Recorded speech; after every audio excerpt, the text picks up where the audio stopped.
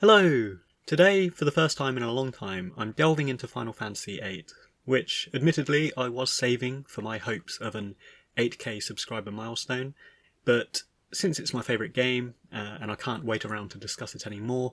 I'd like to take a moment to cover some of the subtleties, the Easter eggs, and the embedded bits of detail and lore that I really think make Final Fantasy VIII a gift that keeps on giving, and in many ways sets this apart from a lot of Final Fantasy games of the time. Now, I've discussed Final Fantasy VIII at length over the years, from its characters through to its story, gameplay, and indeed foraying into other bits, such as speculative sequel fiction. But one thing that's particular to the game, as much, if not a little bit more so than its contemporaries, is the subtle details, the subtext and the narrative Easter eggs that pocket the game and make it an ongoing, rewarding adventure for those of us that inquisitively venture through it. And what I mean by that is while all Final Fantasy games have side quests and flourishes of non-essential story to some degree or another, Final Fantasy VIII is really good at offering bits that relate to scenarios in the game that have been or are yet to be explored and embellish some of the lesser characters, the lesser events and parts of the setting, in fact, that we might not otherwise expect. So, jumping right in, and case in point, if we turn first to the characters, one of my favourite segues in the game, which I didn't actually discover for a number of years until I tried it out, and I think that's how a lot of people found it, but you can actually take a random detour as a playable Irvine during the Fisherman's Horizon segment, specifically when we're trying out the instruments for the band. And I love this because it's not something a player might initially instinctively do, but by anticipating that and giving the player the freedom and the option to do that, Square placed some humorous scenarios in Irvine's way that elaborate on both him and other parts of the story, if we run around and explore Fisherman's Horizon and Garden with him. So, for example, one of the first things we can do is have an altercation with an angry Galbadian soldier in the mechanics workshop in Fisherman's Horizon. And we have a bit of an argument with him, the screen transitions with a fade out, and then we see the unconscious Galbadian soldier on the floor, and we quickly discover that actually the mechanic has taken him out rather than Irvine. And I love this scene for a couple of reasons. Firstly, it nods back to Irvine's conflict-avoidant personality, dare I say slightly cowardish personality, which we see in both the assassination mission of Sorceress Adel and the D-District prison segment when he tries driving away without rescuing the party. But beyond that, it also elaborates on the demeanour and the comic relief that is particular to the enemy Galbadian soldiers in this game, because they quite often tend to rather goofily argue with these students, and it's quite a juvenile sort of relationship they seem to have, almost in a humorous Acme cartoon sort of way, because they're consistently failing and proving themselves somewhat incompetent, with Biggs and Wedge, the recurring sub-bosses, being the most obvious evidence of that, but also a lot of the soldiers we interact with are kind of quite goofy, including this one. In addition to that, if we opt to venture back to Balam Garden as Irvine, we do get some numerous little events and weird things taking place. We get to spy on Squall, who is sleeping in his dorm room, which is a bit weird. But perhaps most importantly, we build on another subtle side quest available in Final Fantasy VIII, which is the seemingly one-sided romance between Zell and the librarian girl. And in the Irvine sequence specifically, the librarian asks us how Zell is doing, and Irvine makes quite a humorous comment about that. But actually, throughout the game, in maybe 6 or 7 instances around the central quest, if we visit the library, sometimes we need Zell in the party to prompt this, but we do see this narrative evolve of the librarian and this forlorn romance that takes place. And it's another thing that I love because it was simply an incidental thing I accidentally stumbled upon and kept going back to sort of flesh it out. And from a purely side quest point of view, a mechanical point of view, this does culminate in us obtaining a Combat King magazine, so it does help us develop Zell's limit breaks and that sort of thing. But for many, it's simply this interesting and often accidentally stumbled upon sequence of events that offers an entertaining set of interactions that actually contextualizes and culminates in the post-ending FMV, where we see Zell stuffing his face with hot dogs, and the librarian girl along with Selphie and Quistis try and prevent him choking to death. So again, not an essential bit of lore or story, but an enjoyable incidental embellishment to the themes and setting of the game, which after all does lean periodically into this high school setting, this teen romance sort of vibe that we also get with Irvine and Selphie,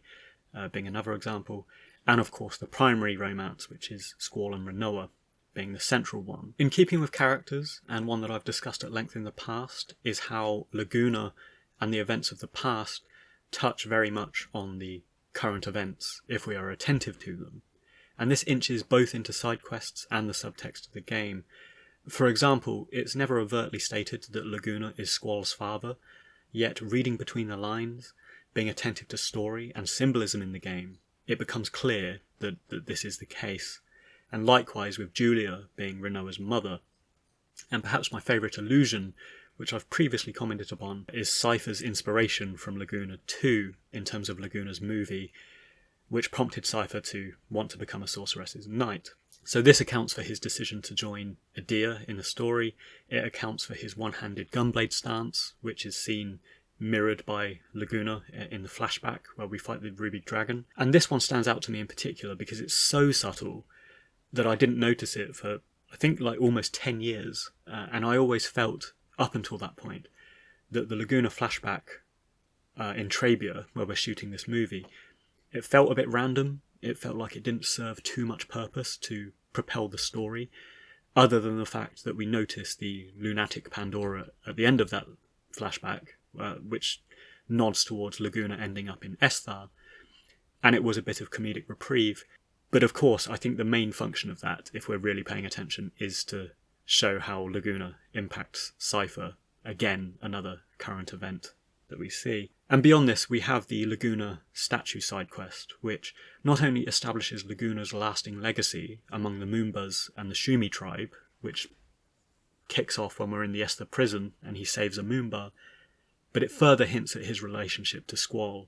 since we've learned at this point that Moombas can identify individuals by smelling their blood, and then we note that Moombas keep calling Squall Laguna. So again, another neat nod there to that familial relationship. Now, coming on to some smaller subtleties that tie the story together, I only note these because I've noticed them again comparatively recently on my playthroughs, and having looked at forums and Reddit and stuff like that, I know that others have long since known about these, much longer than me, but it is nice when you sort of discover stuff for yourself. So firstly, just a little non-story specific moment is the dog in Dollet. And I found that if you save the dog during the robot spider chase scene, where you're kind of running out of Dollet, and you just trigger on the dog and it runs away,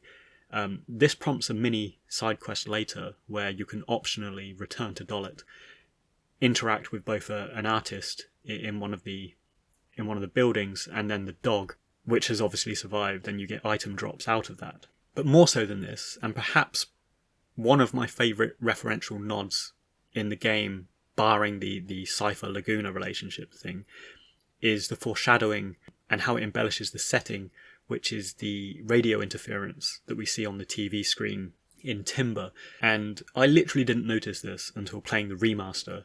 on a big HD TV screen a few years ago, because up until this point I'd always played Final Fantasy VIII on kind of small crappy screens, particularly back in the day when you got the little 12-inch TV in your room or whatever. So it was impossible to make this out at the time. But the radio signal messages on the Timber TV screen, which looks like random garbled messaging, is actually Sorceress Adel sending through messages from outer space. And this is brilliant because it nods to both the past events, like stuff we've already played through, like the communications tower, and the whole fact that in this setting, in this world, there is issues with telecommunications and radio jamming and stuff like that. And this is because it foreshadows the future, the things that we learn in the future, which is that Adel has been sent up into space. It is her containment chamber, which is part of the reason we're getting all of this interference down in the world. And so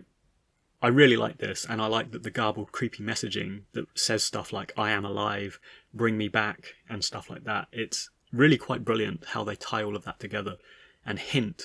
so early on in the game that Sorceress Adel is up there and conscious and trying to get back down. So a lovely aesthetic flourish in Final Fantasy VIII that not only foreshadows those upcoming events, but rounds out the unique aspects of this world and story. So there we have it, just a very brief look at some incredible details that Final Fantasy VIII has that weaves into its narrative and aesthetic reprieves. And as I play through it at the moment, as I want to kind of do some more thorough discussions on Final Fantasy VIII shortly, I think it just exemplifies how everything ties together in this game, creating a very neat, immersive, self-contained world. So if you got this far, thanks very much for listening. I hope you enjoyed it. And feel free to drop a comment below. Let me know your thoughts on Final Fantasy VIII and all of the elements of story and setting that comprise this game.